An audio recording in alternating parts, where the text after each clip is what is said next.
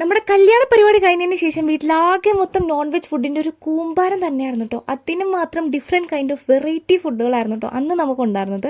അപ്പോൾ ഇതെല്ലാം കൂടി ഒരുമിച്ച് കാണുന്ന എനിക്ക് ഛർദ്ദിക്കാൻ വരുന്ന ഒരു അവസ്ഥയായിരുന്നു. സോ വായിക്ക് രുചിയായിട്ട് നല്ല നാടൻ ഭക്ഷണം കഴിക്കാൻ വേണ്ടിയിട്ട് പോവാട്ടോ. കൂട്ടത്തിൽ അമ്മേനെ കൂട്ടിയിട്ടുണ്ട്.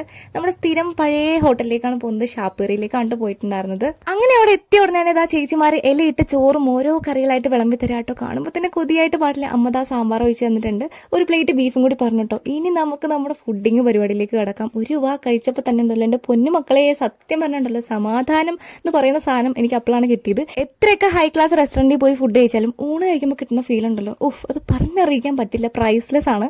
അങ്ങനെ അവിടെ നിന്ന് ഊണ് കഴിച്ചിറങ്ങിയിട്ട് നേരെ ഒരു ബേക്കറിയിലാണ് കയറിയത്. അവിടെ നിന്ന് പിന്നെ കുറച്ച് അൽക്കുലത്തെ സാധനങ്ങളൊക്കെ മേടിക്കാനുണ്ടായിരുന്നു, പലഹാരങ്ങൾ. അത് മേടിച്ച് നേരെ നമ്മൾ വീട്ടിലേക്കല്ല പോകുന്നത്. മിക്സി കേടായി ഗൈസ്, ഒരു മിക്സി മേടിക്കാനുണ്ട്. അത് മേടിക്കാനായിട്ട് ഹോം സ്റ്റോറിലാണ് പോയത്.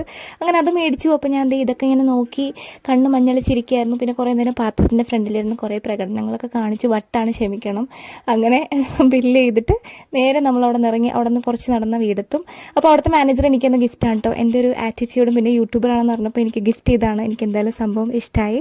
അപ്പോൾ അത്രയേ ഉള്ളൂ ഇന്നത്തെ ദിവസം. സബ്സ്ക്രൈബ് ചെയ്യാൻ മറക്കില്ലേ. ടാറ്റാ.